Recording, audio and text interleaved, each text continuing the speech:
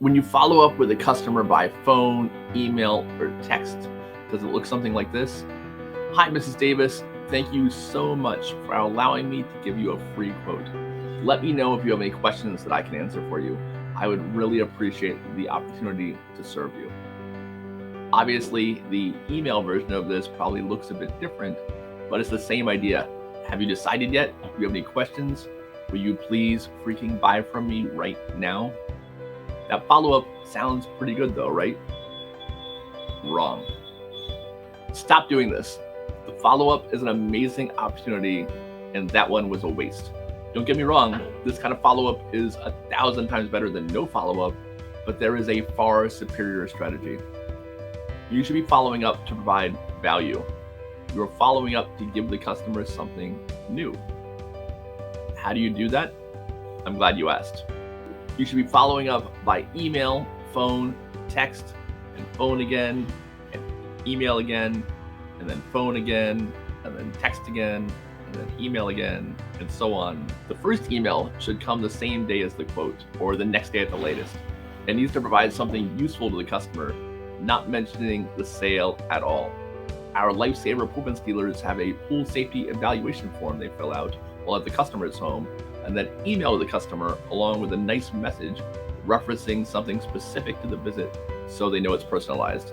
I also suggest that they put it in an envelope with a business card and a short note and mail it to them. If you sell carpet cleaning, you could email them on how to avoid stains in the first place. If you sell home security, you can send a link to a site that provides info on local crimes. If you're a web designer, you can send them 10 ideas on how they can improve their digital presence on their own, separate from the services that you are quoting. Whatever your business, email something interesting or useful and do it right after your meeting. The day after your email, you call. In the first phone call, I suggest to my Lifesaver dealers to say that they are calling to let them know that they've taken the time to look up the customer's closest survival swim instructor with whom they should be BFFs. They spoke to the instructor, and as a favor, the instructor is willing to do a discount or a free lesson, some extra thing that you actually give to all your customers, and here is their phone number. If they don't answer, you leave this in a voicemail. And I stress to the dealers to not even bring up the pool fence until they mention it. Again, you're calling to give something of value. To use the home security example from earlier, you could be calling to give them info on a local self-defense course that gives free lessons to all your customers. It's not hard to come up with ideas for your business.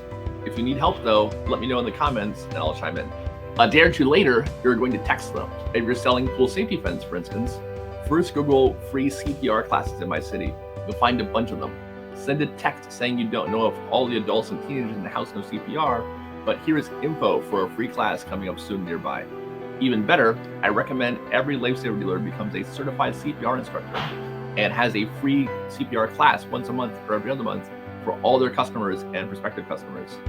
Our home security example could text a link to a YouTube video on personal safety tips or a link to a coupon for a taser and night vision goggles, which, by the way, is exactly what one Special Forces soldier recommends having for home defense. The idea is still the same. You're providing value. You are not asking about the sale. If they have any questions, definitely answer them, but you're not the one bringing it up. A day or two later, you're going to call again to follow up and discuss everything you provided.